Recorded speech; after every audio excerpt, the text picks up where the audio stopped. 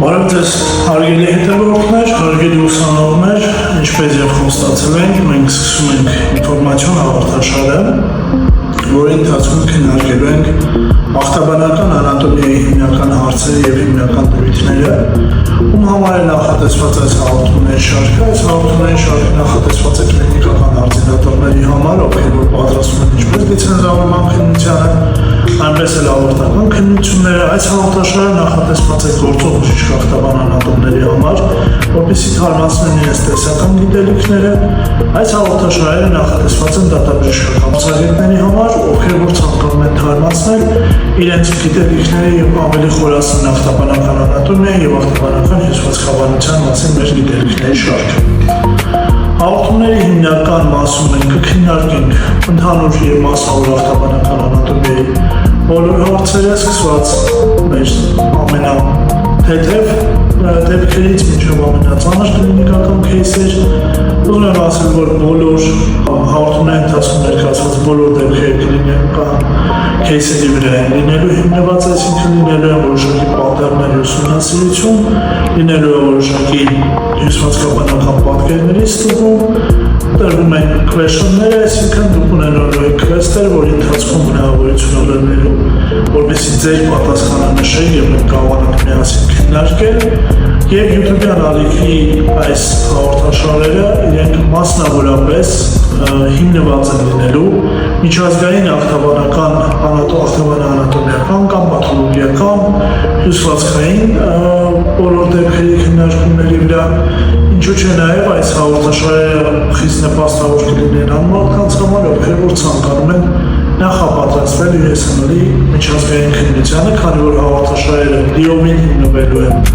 միջազգային կլինիկական քննական հարցաշարերի վրա եւ ներառվելու են այնպիսի հարցեր, որոնք ունեն իրենց ուրույն դերը եւ կշիռը USMLE միջազգային քննության նախապատրաստվելու համար։ Բոլոր մեր դասակարգումների հիմքում ընկած է լինելու համաշխարհային կազմակերպության կողմից թողարկված հիստոպաթոլոգիական հյուսվածքային դասակարգումները եւ դրա հիման վրա տրվող խորհուրդները։ Բոլոր քեյսերը իրենք համապատասխանելու են մեր ծրագրին, այսինքն մենք քննարկելու ենք այն քեյսերը, որոնք որ կլինիկական հետաքրքրություն են ներկայացնում եւ ամրապնդում են մեր տեսական գիտելիքները։ Առանձնահատուկ ուզում եմ նշել, որ այս հաղորդաշարերում տեղադրել նաև դատաբժշկական փորձագիտական պրակտիկայից որոշակի քեյսեր, որոնք որ կնպաստեն թե մեր ուսանողների, թե գործող բժիշկ ախտաբան անատոմների, ինչպես նաև դատաբժշկական փորձագետների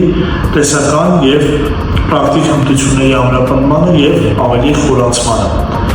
Բոլոր քեյսերը, բոլոր տեսական հարցերը համապատասխանում են միջազգային քննական չափորոշիչներին, այնպես որ այս հաղորդաշարերը նաև խիստ օգտակար կլինեն USMLE քննության նախապատրաստող մեր ուսանողների համար կամ այն բժիշկների համար, ովքեր որ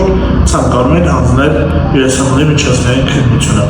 Այս հաղորդաշարերը համապատասխանելու են ձեր կողմից բարձրացված հարցերին, այնպես որ խնդրում եմ լինել ակտիվ, նշեք այն բոլոր թեմաները, որոնք որ ձեզ համար ավելի դժվար են, որոնք մասին ձեր գիտելիքները ուզում եք ավելի խորացնել, կան որոշակի հարցեր տեսական, որոնք որ անհրաժեշտ է լրացուցիչ լուսաբանել, կարող եք թողնել ձեր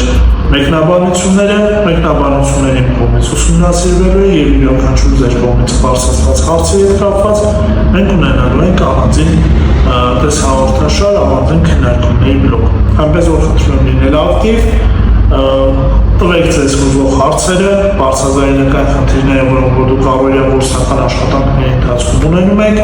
եւ մենք կփորձենք դա բարձրաբանել մեր հաղորդաշարերի ընթացքում։ Ինչպես նաև խնդրում եմ լինել ակտիվ, վերացվել YouTube-յան մեր ալիքին, որպեսզի բաց չթողնեք մեր հաղորդաշարերը եւ վերջին նորությունները։ Շնորհակալություն։